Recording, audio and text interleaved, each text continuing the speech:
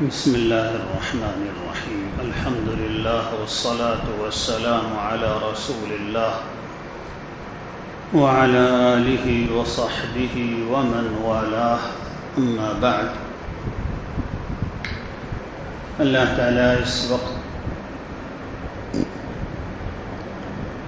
ایسی بات کہنے کی اور ایسا مذاکرہ کرنے کی توفیق عطا فرمائے کہ اس مجلس میں موجود سبھی بھائیوں اور بہنوں کو اس کے نتیجے میں دینی ترقی نصیب ہو۔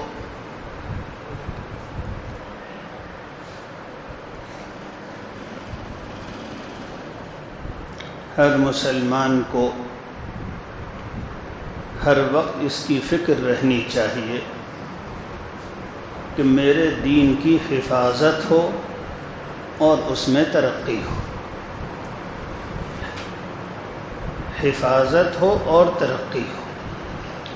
حفاظت کا مطلب یہ ہے کہ اس وقت جو کچھ حال ہے دین کا، جو نصیب ہے دین، اس میں نقصان نہ ہو، اس لیے کہ شیطان اور نفس ہر وقت اس میں سے چوری کرنے اور نقصان پہنچانے کے کام میں لگا ہوا ہے۔ یہاں تک کہ جن لوگوں سے شیطان نے کفر کرا لیا، ایسا نہیں ہے کہ وہ ان کو مزید نقصان پہنچانے سے غافل ہو کے بیٹھ جائے، ایسا نہیں ہے، بلکہ وہ ان کے کفر میں اور اللہ کو ناراض کرنے والی ان کی حالت میں مزید اضافہ کرنا چاہتا ہے۔ ایسا نہیں ہے کہ کفار کو اور خدا کے دشمنوں کو وہ چھوڑ دے کہ بس اب تو میرا کام پورا ہو گیا۔ اس کا کام کبھی پورا نہیں ہوتا، وہ ان کے کفر میں مزید اضافہ کرواتا ہے، وہ ان کو خدا کا مزید دشمن بنانا چاہتا ہے، وہ ان کو اور ظلم کرنے کے راستے پر لگاتا ہے۔ تو کوئی لمحہ شیطان کا ایسا نہیں گزرتا کہ وہ انسان کو مزید نقصان نہ پہنچانا چاہے۔ کسی مومن اور مسلم کو وہ نقصان پہنچانا چاہتا ہے، پھر جب وہ نقصان پہنچ جاتا ہے تو اور نقصان پہنچانا چاہتا ہے، یہاں تک کہ نقصان اگر وہ مسلمان شخص، وہ مومن فکر نہ کرے اپنے بچاؤ کی، تو ایک وقت وہ آتا ہے کہ وہ شیطان اس کو منافق بنا دیتا ہے، منافق بنا دیتا ہے۔ اور بسا اوقات ایسا بھی ہوتا ہے کہ ان منافقوں کو پتہ بھی نہیں ہوتا کہ کب وہ ایمان سے نکل کر منافق ہونے کے اور نفاق کے دائرے میں پہنچ گئے، انہیں پتہ بھی نہیں ہوتا، شیطان ان کو گھسیٹ کر وہاں لے جاتا ہے۔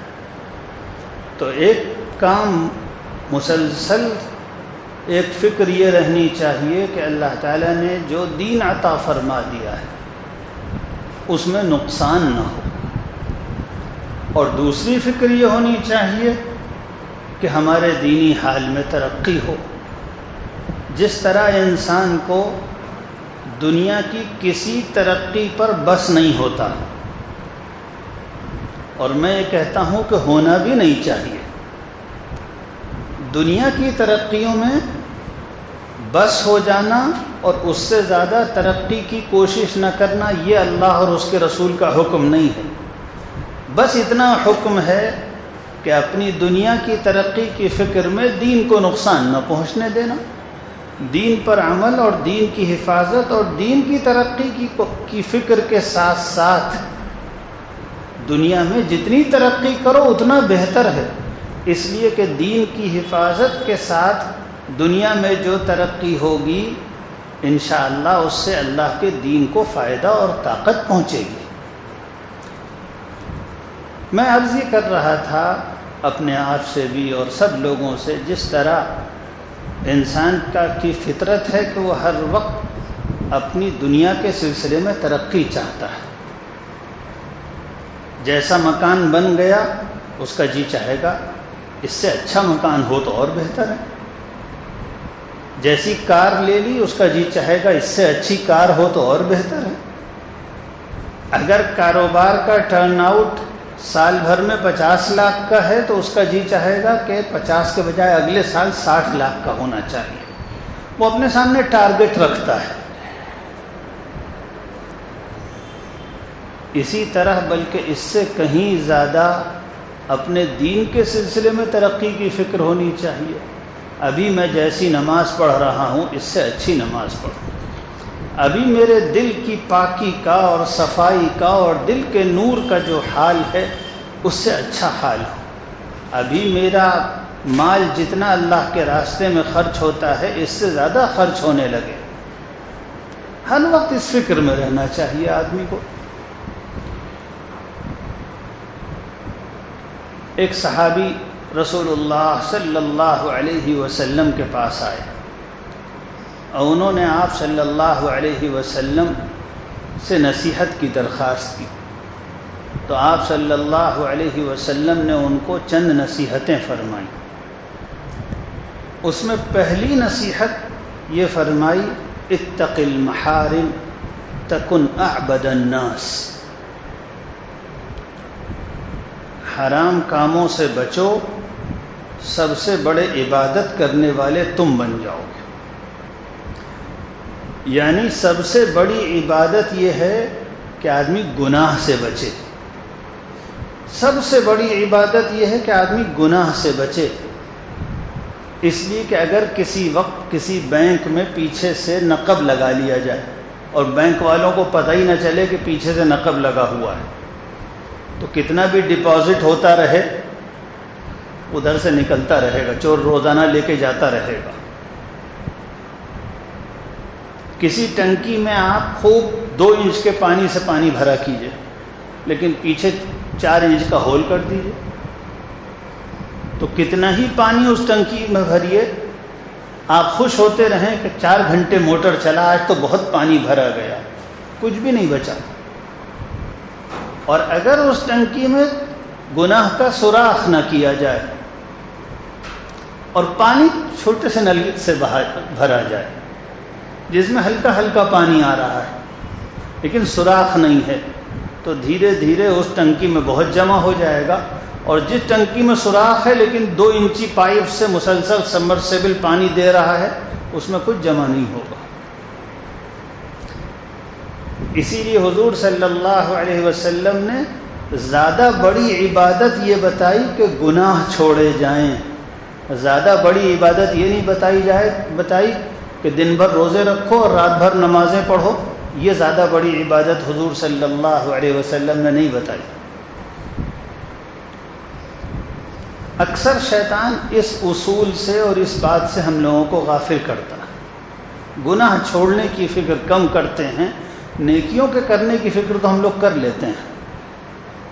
اس مجلس میں اس مسجد میں جتنے لوگ بیٹھے ہوئے ہیں, جتنی خواتین ہیں, آپ سب سے پوچھئے عمرہ اور حج کرنے کو جی چاہ رہا ہے؟ سب کہیں گے بہت جی چاہ رہا ہے. لیکن سب سے پوچھئے سچ سچ بتائیے جو گناہ اپنی زندگی میں ہیں کیا جتنا عمرہ کرنے کو جی چاہ رہا ہے اتنا ہی جی گناہ چھوڑنے کو بھی چاہ رہا ہے؟ تو ایک بھی نہیں کہے گا کہ اتنا جی چاہ رہا ہے. جتنا ہمارا عمرہ کرنے کو جی چاہ رہا ہے اتنا جی اس کو نہیں چاہ رہا کہ غیبت چھوٹ جائے. اتنا جی اس کا نہیں چاہ رہا کہ آنکھ کے گناہ چھوٹ جائیں. اتنا جی اس کا نہیں چاہ رہا کہ جھوٹ چھوٹ جائے. یہیں سے دھوکہ دیتا ہے شیطان. دھوکے میں پڑے ہوئے آدمی کو کبھی پنپ نہیں سکتا وہ آدمی جو دھوکے میں پڑا ہو. مثلا کسی تاجر کے پیچھے کوئی ٹھگ لگ جائے, کوئی اچھا بزنس مین ہو اس کے پیچھے کوئی ٹھگ لگ جائے اور ایسا لگے کہ اس کو بوتل میں اتار لے, جسے کہتے ہیں نا شیشے میں اتار لینا. کوئی ٹھگ لگ جائے اس تاجر کو, اس بزنس مین کو, اور اس کو شیشے میں اتار لے. ایسا دوستی کا دم بھرے کہ وہ تاجر بیچارہ دھوکے میں یہ سمجھے کہ یہ میرا سب سے بڑا ہمدرد ہے. ہوتا ہے کبھی کبھی ایسا حادثہ. پھر وہ ٹھگ کیا کرتا ہے؟ وہ تاجر بہترین بزنس کر رہا ہے، بہترین ڈیل کر رہا ہے، نئے نئے کاروبار کر رہا ہے، لیکن وہ ٹھگ سب لوٹ کے چلا جائے گا. ایک دن آئے گا کہ اس کے پاس کچھ نہیں ہوگا. قلاش.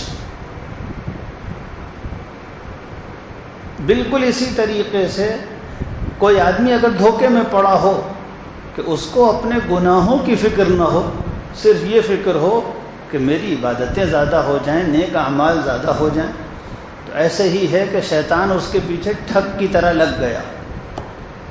ایک دن آئے گا کہ اس کے ہاتھ میں کچھ نہیں ہوگا، خالی ہاتھ چھوڑ کے شیطان چلا جائے گا. جاؤ.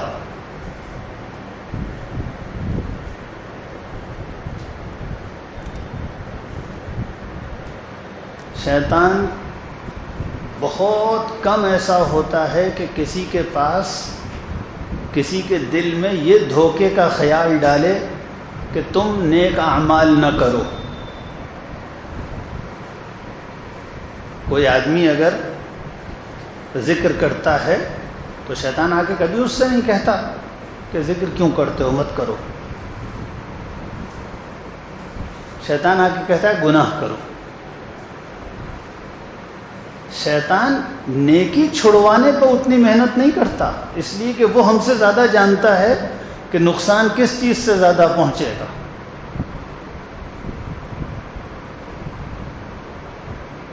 شیطان گناہ کروانا چاہتا ہے، اس لیے کہ خزانہ خالی تو گناہ سے ہوگا. خزانہ خالی تو گناہ سے ہوگا.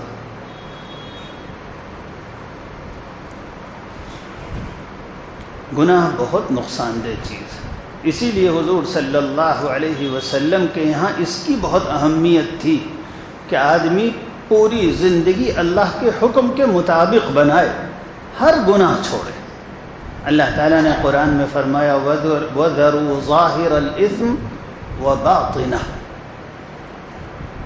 ظاہر اور کھلے ہوئے نظر آنے والے گناہ بھی چھوڑ دو، اور گندے اور باطن کے اور چھپے ہوئے گناہ بھی چھوڑ. چھپے ہوئے گناہ بھی چھوڑ، اس لیے کہ اللہ کے سامنے تو کچھ چھپا ہوا نہیں. دل کے گندے خیالات، دل میں برے خیالات، دل میں دشمنی کے خیالات، چھپی ہوئی سازشیں، چھپا ہوا بغض، کسی سے حسد، کسی سے جلن، یہ چھپے ہوئے خیالات اور چھپے ہوئے گناہ ایسے خطرناک ہیں کہ بسا اوقات آدمی کو خود بھی پتہ نہیں ہوتا کہ وہ کن کن گناہوں میں ملوث ہے. آدمی کو پتہ ہی نہیں ہوتا کہ اس کے اندر حسد ہے.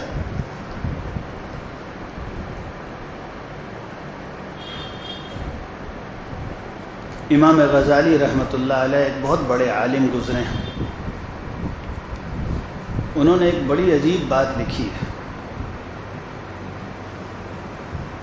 انہوں نے لکھا ہے کہ سب سے بڑا عالم وہ ہے جس کی آنکھوں کے سامنے گناہوں کے نقصانات زیادہ کھلے ہوئے ہوں.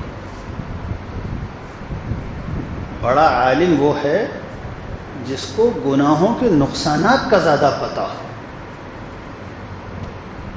جس آدمی کا یہ حال ہو کہ اس کو پتہ ہو کہ گناہ کے نتیجے میں میرا کیا نقصان ہوگا، وہ زیادہ بڑا عالم ہے.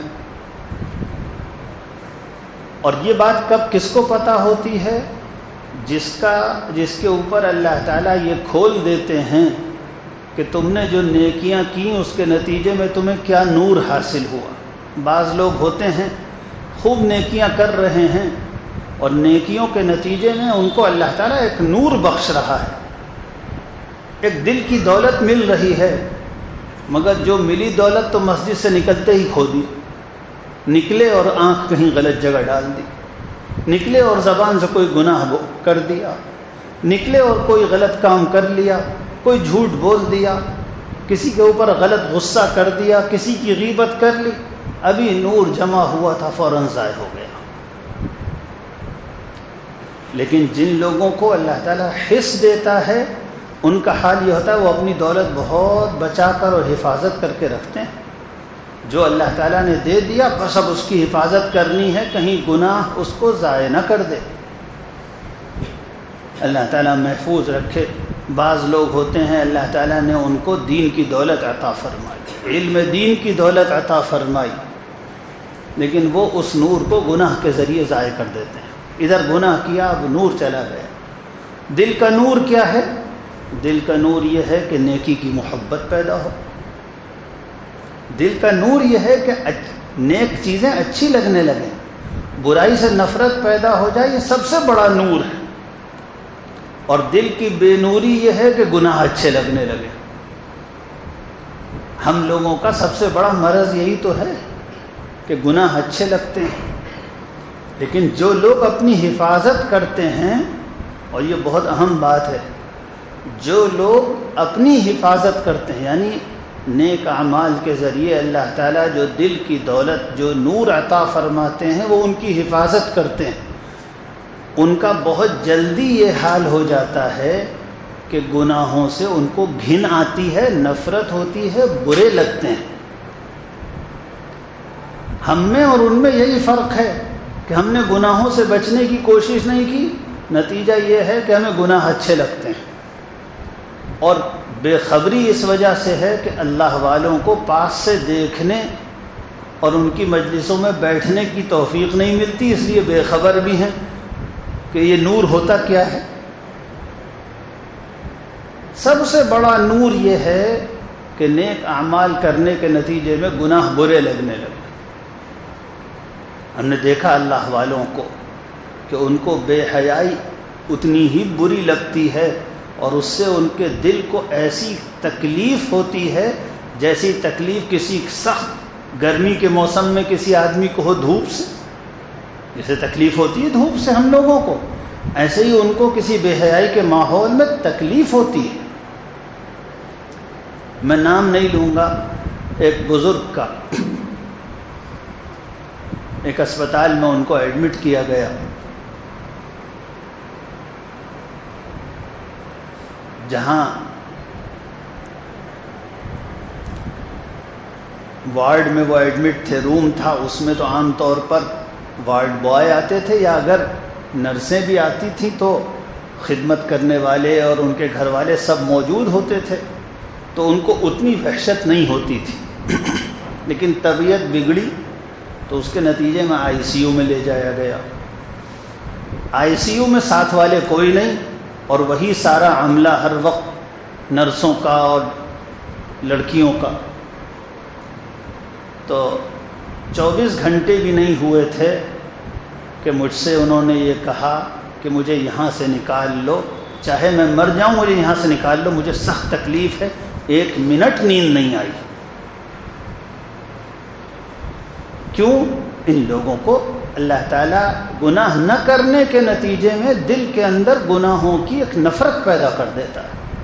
کہنے لگے رات بھر یہ لڑکیاں آپس میں اور لڑکے بے حیائی کی باتیں کرتے رہے، چھیڑتے چھاڑتے رہے، مجھے 1 منٹ نیند نہیں آئی، اور یہ کہا مجھے یہاں سے نکال لو، چاہے میں مر جاؤں مجھے یہاں سے نکال لو۔ ہم لوگوں کا کیا حال ہے؟ ہمیں کوئی برا ہی نہیں لگتا، اتنا بھی تو برا نہیں لگتا، برا ماحول اور گناہ جتنی بری ہمیں سخت دھوپ لگتی ہے۔ یہ وجہ کیا ہے؟ وجہ یہ ہے کہ جو کچھ ایمان اور نیک اعمال کے نتیجے میں جو دل کو حاصل ہوتا ہے، ادھر آیا ادھر گناہ سے ضائع کیا، ادھر آیا ادھر گناہ سے ضائع کیا، کچھ ہے ہی نہیں پلے، خالی پڑا ہوا ہے سب۔ تو یہ بہت اہم بات ہے کہ آدمی یہ سمجھے کہ میں نے جو کچھ کمایا ہے میں کھو نہ دوں۔ اب جیسے اس وقت یہ مسجد ہے، اس وقت اندر اے سی چل رہا ہے تو بہت اچھا موسم ہو رہا ہے، ٹھنڈا موسم ہو رہا ہے، لیکن اگر یہ دروازے کھول دیے جائیں تو اے سی چلیں گے، یہ 4 اے سی لگے ہوئے ہیں، اور بھی زیادہ اے سی لگ جائیں، لیکن اگر سامنے سے گرم ہوا آنے سے روکا نہیں جائے گا تو یہاں کا موسم باقی نہیں رہے گا۔ بالکل یہی مثال ہے، اگر گناہوں کو آنے سے روکیے گا نہیں تو نیکیاں 1000 کرتے رہیے، کچھ پلے نہیں رہے، سب خالی۔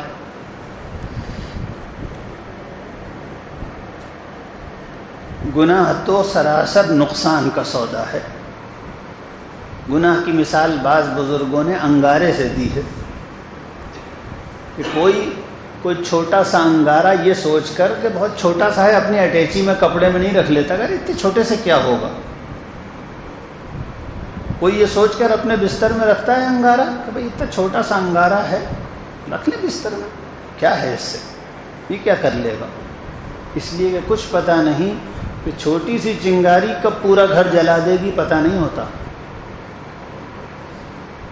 چھوٹا سا انگارہ کب پورا گھر جلا دے گا پتہ نہیں ہوتا. چھوٹا گناہ بڑے گناہ کو لے کر آتا ہے، پھر اس سے بڑا گناہ آتا ہے، پھر اس سے بڑا گناہ آتا ہے، پھر 2 گناہ آتے ہیں، پھر 4 گناہ آتے ہیں. خطرہ ہوتا ہے کہ ایمان ہی نہ رخصت ہو جائے. اس لیے بہت ڈرنا چاہیے، بہت ہی ڈرنے کی چیز ہے. حضرت مولانا ابرار الحق صاحب رحمۃ اللہ علیہ، آپ میں سے اکثر لوگوں نے نام سنا ہوگا، ہمارے آخری زمانے کے بڑے مشائخ میں سے اور بڑے اہل اللہ میں سے تھے. حضرت کی ایک خاص بات یہ تھی کہ حضرت کو اللہ تعالیٰ نے شان تعلیم عطا فرمائی تھی. مزاج یہ تھا ہر وقت سکھاتے رہتے تھے، اور ایسا محسوس ہوتا تھا کہ اللہ تعالیٰ دل میں سکھانے والی باتیں ڈال رہا ہے. جو جائے، طالب علم چلا جائے تو اس کے مطلب کی کوئی بات، تاجر چلا جائے تو اس کے مطلب کی کوئی بات، رکشے والا آ جائے مدرسے میں تو بغیر نصیحت کے نہیں جائے گا. عجیب اللہ تعالیٰ کی طرف سے شان تھی. میں تو بہت کہا کرتا ہوں حضرت کو اللہ تعالیٰ نے شان تعلیم عطا فرمائی، سکھاتے رہتے تھے ہر وقت. اللہ تعالیٰ نفع پہنچائے. حضرت حیدرآباد اترے. آپ میں سے جو لوگ حیدرآباد گئے ہوں گے، اپریل میں اور مئی میں وہاں بڑی سخت لو چلتی ہے، دن میں بڑی خشک لو چلتی ہے. حضرت اپریل میں حیدرآباد گئے. حیدرآباد والوں نے اس زمانے میں حضرت کے لیے اہتمام کیا. کسی اچھی ایئر کنڈیشن کار کا، اس زمانے میں سب کاریں ایئر کنڈیشن نہیں ہوتی تھی. حضرت گئے، اسٹیشن سے باہر نکلے، ایئر کنڈیشن کار میں بیٹھے. تھوڑی دیر کے بعد حضرت گاڑی والوں کو محسوس ہوا کہ اے سی آن ہے مگر گاڑی ٹھنڈی نہیں ہو رہی. تو جو صاحب جن کی گاڑی تھی وہ گاڑی چلا رہے تھے، انہوں نے اے سی اور تیز کیا، اور دوسرے نے کہا کہ حضرت کی طرف کو پنکھا کرو، ٹھنڈی نہیں ہو رہی. تھوڑی دیر کے بعد پتہ چلا کہ اوہو پیچھے کی کھڑکی کھلی ہوئی ہے، پیچھے کی کھڑکی کھلی ہوئی ہے. حضرت کو تو اللہ تعالیٰ نے تعلیم کے لیے پیدا فرمایا تھا. فوراً ہی حضرت نے فرمایا دیکھو بھائی اس وقت ایک بات سمجھ میں آئی، اس وقت ایک بات سمجھ میں آئی کہ آپ کی گاڑی بہت اچھی ہے اور اس کا اے سی بھی بہت اچھا ہے، اور آپ نے چلا بھی پورے طاقت پر دیا تھا، لیکن گاڑی ٹھنڈی نہیں ہوئی. پتہ چلا کہ پیچھے سے کھڑکی کھلی ہوئی تھی.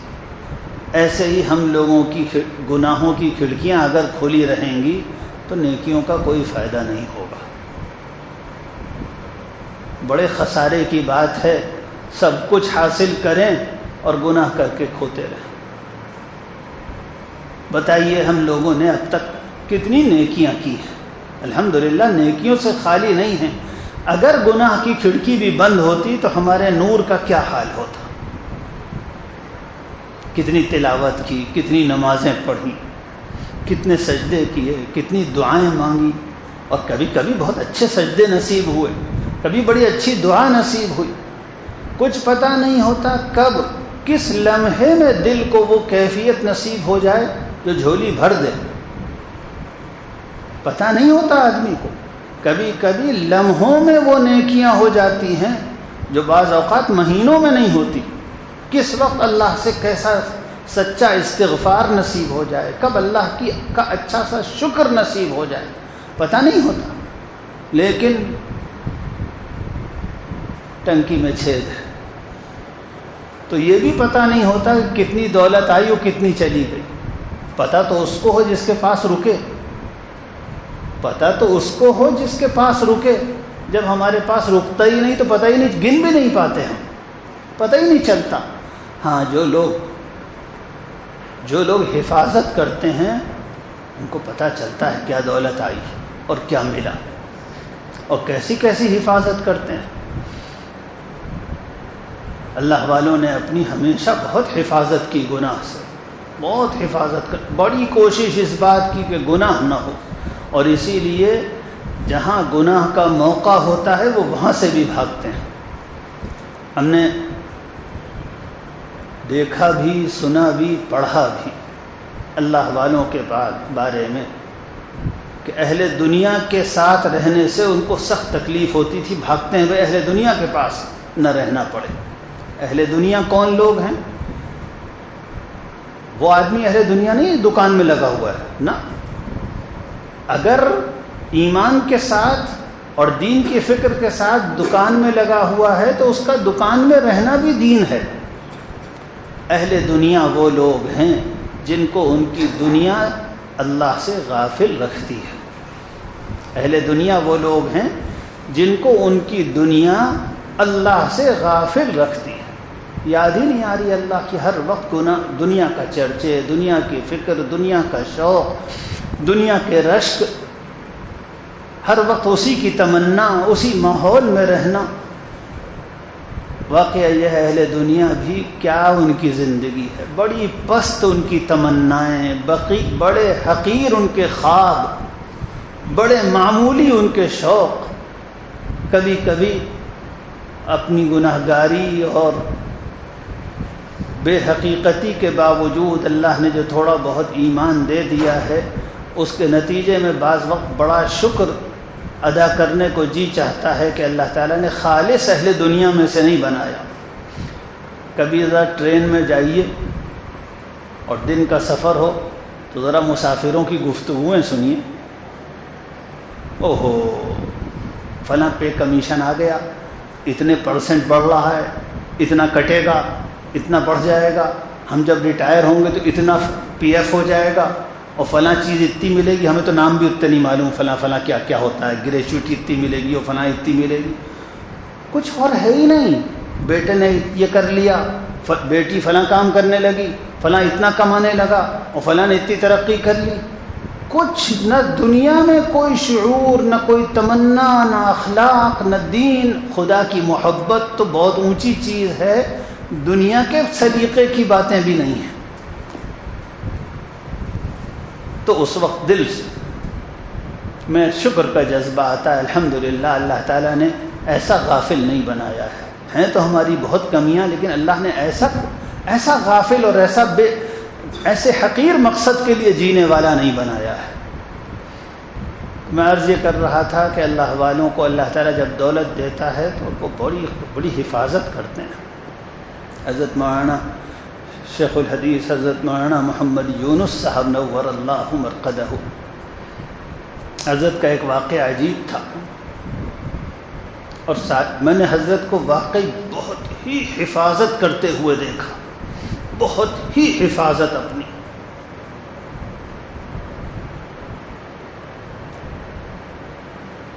بڑی فکر اس بات کی کوئی گناہ نہ ہو جائے، زبان سے کوئی غلط بات نہ نکل جائے، تکبر نہ ہو جائے، کوئی بڑا بول نہ نکل جائے۔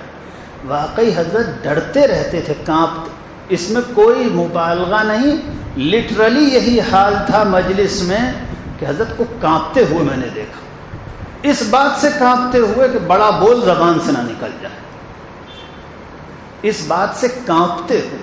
مجھ سے ایک مرتبہ کہا، مجھے ٹھیک سے اس وقت الفاظ یاد نہیں آ رہے، میں لکھا ہوا رکھا ہے، مطلب یہ تھا کہ یحییٰ میں نے بڑا بول نہیں بولا کبھی، مجھے الفاظ اس وقت یاد نہیں آ رہے لیکن میرے پاس لکھا ہوا ہے وہ مجلس۔ میں حضرت کے پاس جایا کرتا تھا، حضرت بھی بڑی شفقت فرماتے تھے، بہت ہی نصیحتوں سے نوازتے تھے۔ ایک مرتبہ مجھ سے یہ بات کہی، یحییٰ میں نے کبھی بڑا بول نہیں بولا، بڑی حفاظت فرماتے تھے۔ ایک واقعہ حضرت کا عجیب تھا، حضرت ایک مرتبہ سفر فرما رہے تھے، اور یہ حضرت کی جوانی کا واقعہ ہے، حضرت نے خود سنایا۔ جوانی کا واقعہ تھا، ٹرین میں بیٹھے حضرت، سامنے کوئی محترمہ آ کے بیٹھ گئی، ریزرویشن تھا، AC کا ڈبہ تھا، ہو سکتا حضرت کو اپنی حفاظت کی اتنی فکر ہوتی، حضرت اٹھے اور باہر جا کے دروازے کے پاس اپنا رومال بچھایا اور وہاں جا کے بیٹھ گیا. پورا سفر دروازے کے باہر بیٹھے بیٹھے کر لیا, اپنی سیٹ پر آ کر نہیں بیٹھے. یہ لوگ اپنی حفاظت کرتے ہیں. گناہوں سے بچنے کی فکر اسی لیے کرنی چاہیے. جن کے پلے کچھ ہوتا ہے بہت احتیاط کرتے ہیں. اللہ اپنے گناہوں پر نظر بہت رکھنی چاہیے. جب اپنے گناہوں پر نظر ہوگی اس کی فکر ہوگی, اور جب فکر ہوگی تو غم ہوگا, جب غم ہوگا تو ان کو چھوڑنے کی آدمی کوشش کرے گا. اور جو آدمی اللہ والوں کے پاس نہیں بیٹھتا اٹھتا, اللہ تعالیٰ اس کی آنکھوں کو اندھا کر دیتے ہیں, اس کو اپنے گناہ یاد بھی نہیں آتے. کسی آدمی کا اپنے گناہوں کو یاد نہ آنا اور اس پر غمگین نہ ہونا, یہ پہلی علامت ہے کہ وہ اللہ کی نگاہ سے گرا ہوا ہے. کوئی آدمی اپنے گناہوں پہ شرمندہ نہ ہو, یہ پہلی علامت ہے کہ وہ اللہ کی نگاہ سے گرا ہوا ہے. اور جو اللہ کی نگاہ سے گرا ہوا نہیں ہے, اللہ تعالیٰ اس کو عزیز رکھتے ہیں, اس کو اپنے گناہوں پر پریشانی ہوتی ہے, فکر ہوتی ہے, ڈر لگتا ہے, بچنے کی کوشش کرتا ہے. حضرت مجدد الفسانی نور اللہ مرقدہ حضرت فرمایا کرتے تھے, حضرت نے اپنے خلفاء کو جو خطوط لکھے ہیں اس میں ایک لفظ بہت لکھا ہے, دید قصور. حضرت لکھا کرتے تھے اپنے خلفاء کو کہ اللہ تعالیٰ جس پر فضل فرماتا ہے اس کو دید قصور دے دیتا ہے. قصور یعنی کوتاہی, دید قصور مطلب یہ ہے کہ اللہ تعالیٰ اس کی نگاہ اس کی کوتاہیوں اور گناہوں کی طرف کر دیتا ہے, اس کو اپنے گناہ نظر آنے لگتے ہیں. اللہ تعالیٰ جس پر فضل فرماتا ہے اس کو دید قصور دے دیتا ہے. کسی کو آپ نے لکھا اپنے مکاتیب میں, ہر وقت دید قصور چاہیے. افسوس, کس چیز پہ افسوس ہے؟ مسلمانوں نے تو فارسی تو دور, اردو بھی چھوڑ دی. اب کیا پڑھیں گے؟ کیا کہا جائے کہ حضرت مجدد صاحب کے مکاتیب کا ترجمہ پڑھ لیجیے. اب ہیری پوٹر پڑھتے رہیے آپ, ہماری قسمت میں یہی لکھا ہے, یہی سب پڑھتے رہیے, کھیل تماشے, بلی کے قصے اور چوہے کے قصے اور فحش ناول اور اخبار پڑھیے سب. آج فلاں کا جنم دن ہے, وہ فلاں کی جنماشٹمی ہے, اور فلاں کا یہ چڑھاوا ہے, اور فلانی پوجا, یہی سب پڑھتے رہیں ہم لوگ. اب قسمت میں یہی لکھا ہے. ایک دور تھا جب اسکول میں پڑھانے والے ان کو بے تکلف دے دی جاتی تھی کتاب اردو کی کہ یہ حضرت مجدد صاحب کے مکاتیب کا اردو ترجمہ ہے, یہ پڑھیے. اب کیا دیا جائے کسی کو؟ واقعہ یہ ہے کہ ہندوستانی مسلمانوں نے پست ہمتی کا ریکارڈ قائم کر دیا ہے. اپنی زبان چھوڑ دی, حد ہو گئی. کوئی اپنی زبان بھی چھوڑتا ہے؟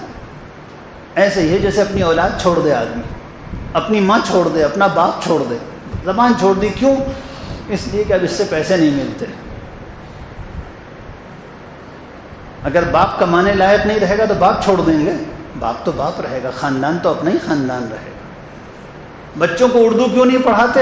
پیسے نہیں ملیں گے نا, اس لیے ہم تو صرف پیسوں کے لیے پیدا ہوئے ہیں. اپنی عزت نفس چلی گئی, قومی شناخت چلی گئی, اپنی خصوصیات چلی گئیں.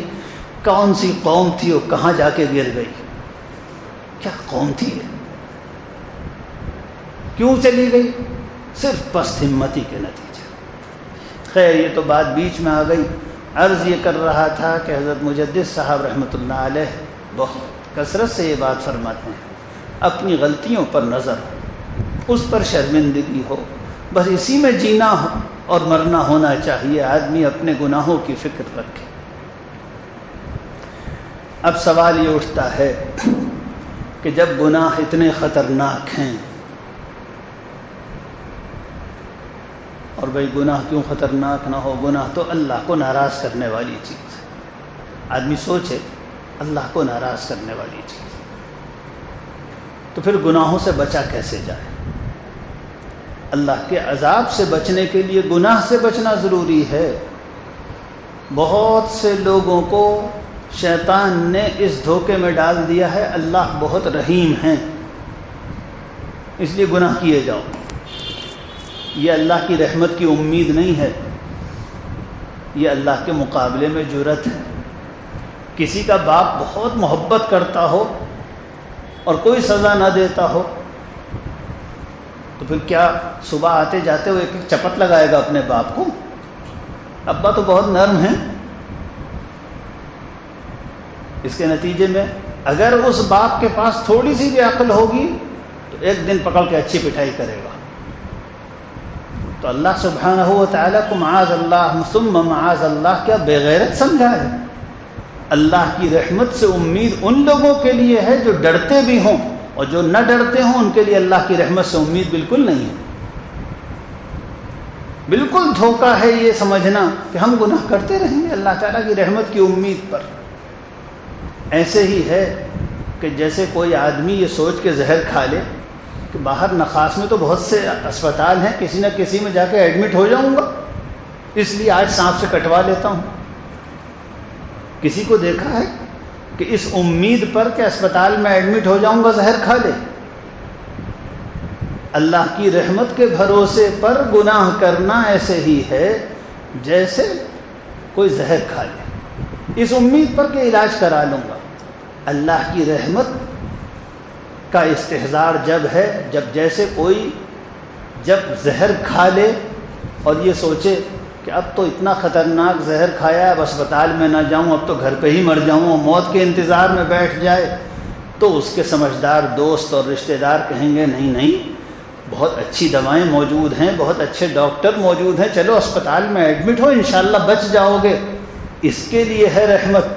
زہر کھانے سے پہلے یہ سوچنا کہ زہر کھا لوں بعد میں علاج تو ہو جائے گا. سنا ہے کہ بڑے اچھے اچھے اسپتال موجود ہیں، یہ حماقت ہے.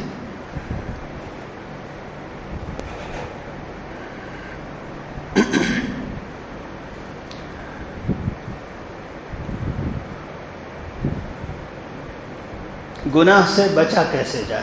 گناہ سے بچنے کے لیے سب سے پہلی چیز یہ کہ اپنے گناہوں پر شرمندگی اور گناہ کا ڈر پیدا کیا جائے. سب سے پہلی چیز یہ کہ گناہ کا ڈر پیدا کیا جائے.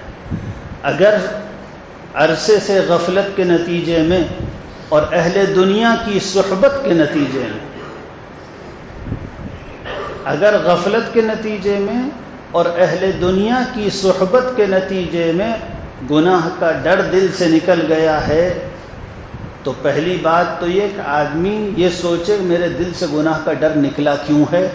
جو سبب ہو گناہ کے ڈر سے دل سے گناہ کا ڈر اور گناہ کی نفرت نکالنے کا، سب سے پہلے اس سبب کو دور کرے. سب سے پہلے آدمی یہ سوچے میرے دل سے میں مسلمان ہوں، میں مؤمن ہوں، میرے دل سے گناہ کا ڈر کیوں نکل گیا؟ صبح گناہ ہوا، شام گناہ ہوا، پھر بھی مجھے کوئی فکر نہیں. پھر میں اسی جگہ جا رہا ہوں جس جگہ گناہ ہو گیا.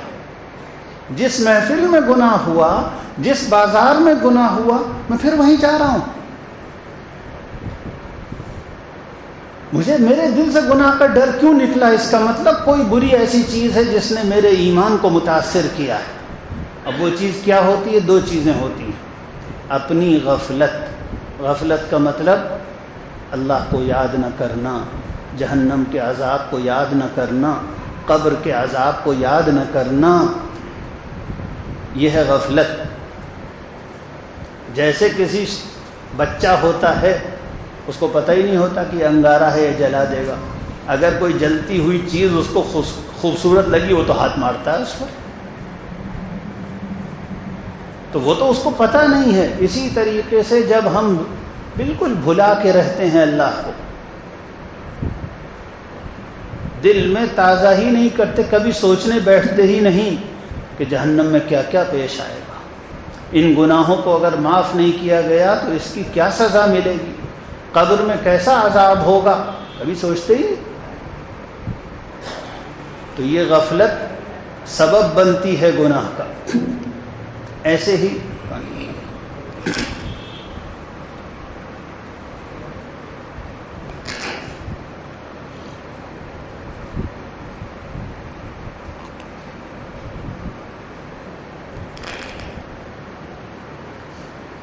دوسرا سبب گناہ کا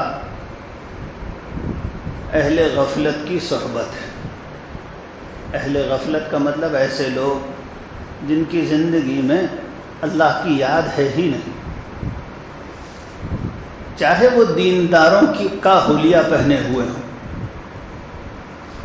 اس لیے کہتا ہوں یہ بات کہ بسا اوقات آدمی عالم ہو جاتا ہے لیکن زندگی میں یاد خدا نام کی چیز نہیں ہوتی، زندگی میں خوف خدا نہیں ہوتا، روزہ نماز چل رہا ہے، باقی پوری زندگی بالکل غفلت کی ہے، نہ خود یاد کرتے ہیں اللہ کو، نہ دوسروں کو یاد کراتے ہیں۔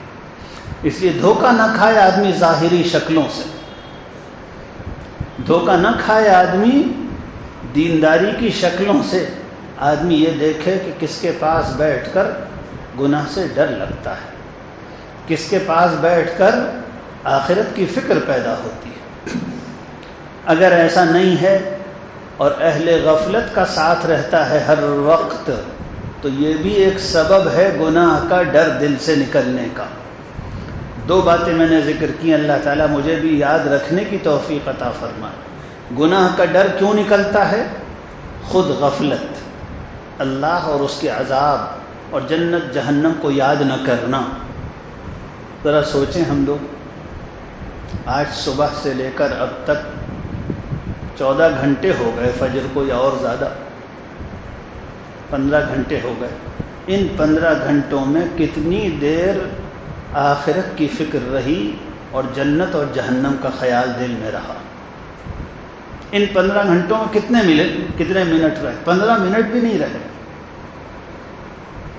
اسی طرح یہ تو آج کا دن ہوا، یہی حال ہمارا روز ہے۔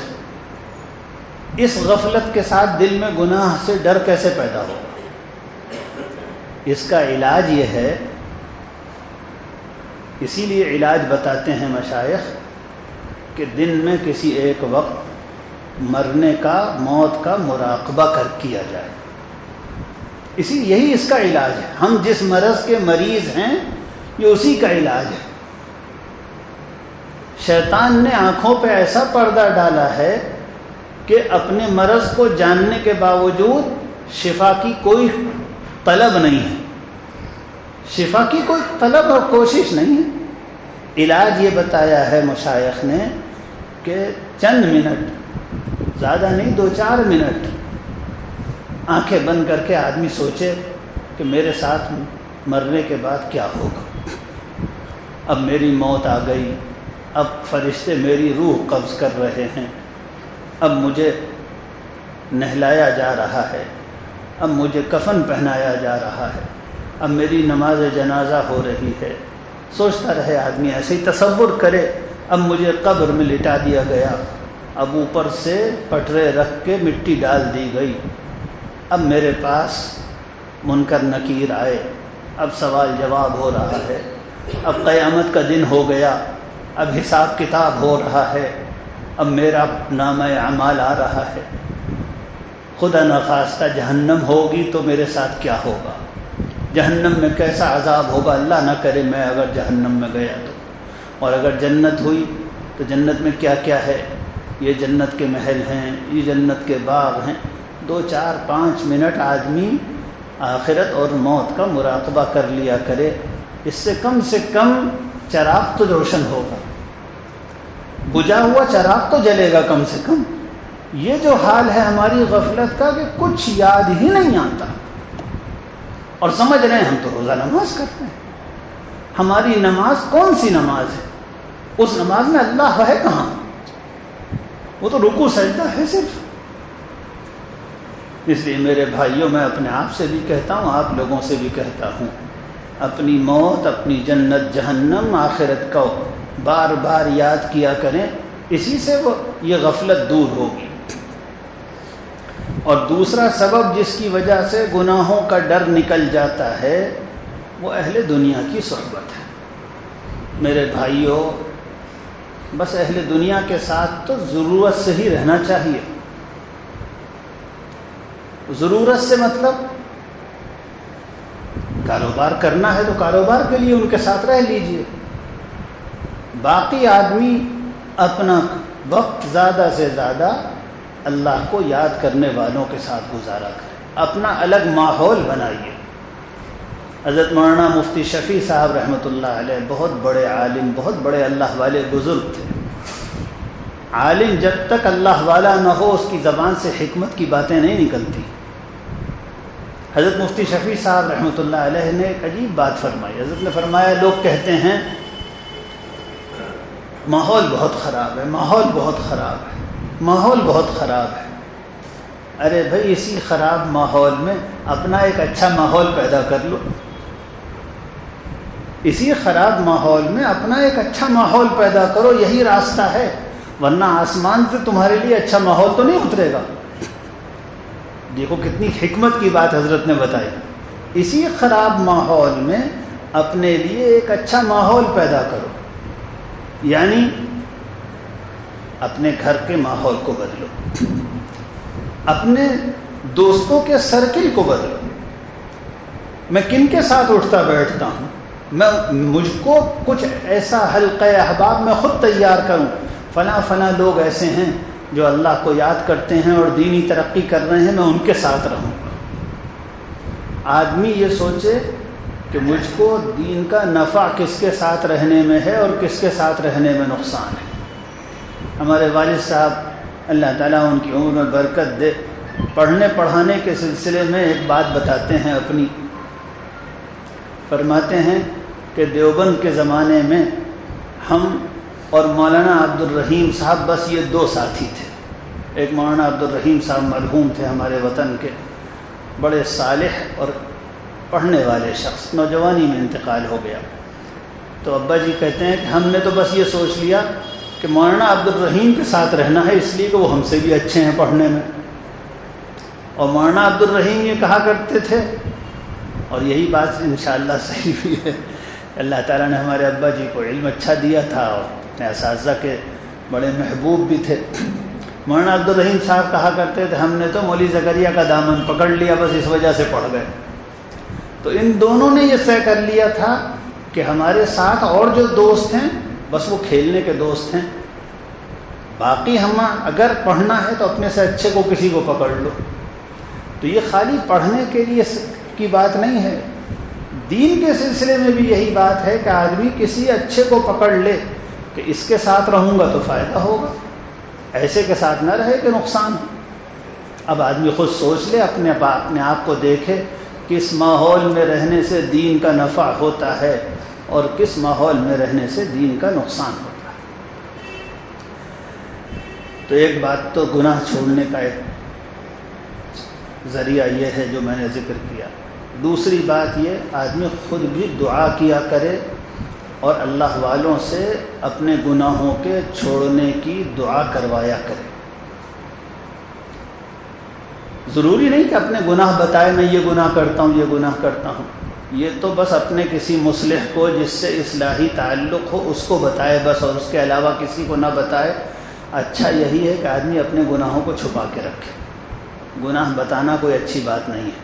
ہاں جس سے اصلاح کروانی ہے اس کو بتا دیا کرے تاکہ وہ صحیح بات بتائے کہ تمہارے لیے کیا طریقہ اختیار کرنا مناسب ہے. ایک صحابی حضور صلی اللہ علیہ وسلم کے پاس آیا، ایک نوجوان تھا، آیا اسی وقت اسلام لایا. کہنے لگا میں اسلام لاتا ہوں مگر ایک شرط ہے، مجھے زنا کی عادت ہے، مجھے زنا کی اجازت دے دیجیے، یہ نہیں چھوٹ پائے گا. یہ شرط لگائی اس نے اسلام قبول کرنے کی. حضور اکرم صلی اللہ علیہ وسلم نے فرمایا یہ بتاؤ تمہاری ماں ہے؟ ہاں ہے ماں. کیا تم اس گناہ کو پسند کرتے ہو کہ تمہاری ماں کرے؟ نہیں ہے اللہ کے رسول، یہ پسند نہیں. تمہاری بہن ہے؟ ہاں بہن. تم پسند کرتے ہو تمہاری بہن یہ گناہ کرے؟ نہیں اللہ کے رسول، مجھے یہ پسند نہیں. تمہارے بھائی ہیں، تمہارے فلاں ہیں؟ تو جب دوسروں کے لیے پسند نہیں کرتے تو اپنے لیے کیسے پسند کرتے؟ اس کو عبرت ہوئی. اس نے کہا اے اللہ کے رسول اب دعا فرما دیجیے اللہ چھڑوا دے. اب دعا فرما دیجیے کہ اللہ چھڑوا دے. حضور نے صلی اللہ علیہ وسلم فوراً دعا دی, اللہم اغفر ذنبہ وطہر قلبہ وحصن فرجہ. بڑی پیاری دعا ہے. اے اللہ اس کے گناہ کو معاف کر دے اور اس کا دل پاک کر دے. اس کا دل پاک کر دے. کیوں؟ اس لیے کہ یہ گناہ اسی لیے ہو رہا ہے کہ دل گندا ہے. دل پاک ہو جائے تو گناہ چھوٹ جائے گا. اللہ اس کا دل پاک کر دے اور اس سے یہ گناہ چھڑوا دے. اس سے معلوم ہوا کہ خود بھی دعا کرنی چاہیے گناہ چھوڑنے کے لیے. اگر واقعی سچی طلب ہوتی ہے گناہ چھوڑنے کی تو آدمی بہت رو رو کے دعا کرتا ہے اللہ گناہ چھڑوا دے. اس لیے کہ اس کو ڈر معلوم ہوتا ہے, ڈر لگتا ہے یہ ہوگا کیا. اور اگر ہم دعا بھی نہیں مانگتے ہیں گناہ چھوڑنے کی, اگر ہم دعا بھی نہیں مانگتے ہیں گناہ چھوڑنے کی, اللہ مجھ سے گناہ چھڑوا دیجیے, اگر دعا کی بھی توفیق نہیں تو اس کا مطلب دل بہت گندا ہے. اس کا مطلب حال بہت خراب ہے, بہت زیادہ فکر کی بات ہے. اگر دعا بھی نہیں مانگتا آدمی اپنے گناہ چھوڑنے کی, میں جھوٹ بولتا ہوں, میں ناپاک کماتا ہوں, میں دھوکہ دیتا ہوں, میں غیبت کرتا ہوں, میں حسد کرتا ہوں, اپنے گناہوں کی چھوڑنے کی دعا کی بھی توفیق نہ ہو تو بہت حالت خراب ہے. بہت زیادہ فکر کی ضرورت ہے, بہت زیادہ فکر کی ضرورت ہے. اس لیے کہ اس حال میں مر گئے تو بہت خطرہ ہے, بہت خطرہ ہے. اللہ تعالیٰ توفیق نصیب فرمائے. گناہوں سے بچنا ہی اصل سب سے بڑی نیکی ہے اور ہم جیسے گنہگاروں کے لیے سب سے بڑا مسئلہ ہے. اللہ تعالیٰ ہم سب لوگوں کو اپنا تقوی نصیب فرمائے, اپنا خوف نصیب فرمائے, اپنی اصلاح کی فکر نصیب فرمائے, گناہوں سے ڈرنا اور گناہوں سے بچنا نصیب فرمائے, اور ہماری زندگی اب تک جیسی غلط سلط گزری اب اس کو صحیح ڈھنگ کی زندگی بنا دے, ایسے راستے پر ڈال دے کہ دینی ترقی ہو, گناہ چھوٹیں اور ہم خسارے کے ساتھ دنیا سے نہ جائیں. ہمارے پلے میں نیکیاں ہوں اور اللہ سبحانہ و تعالی ہم سب سے راضی ہوں. سبحان اللہ و بحمدہ, سبحانک اللہم و بحمدک, نشہد ان لا الہ الا انت, نستغفرک و نتوب الیک.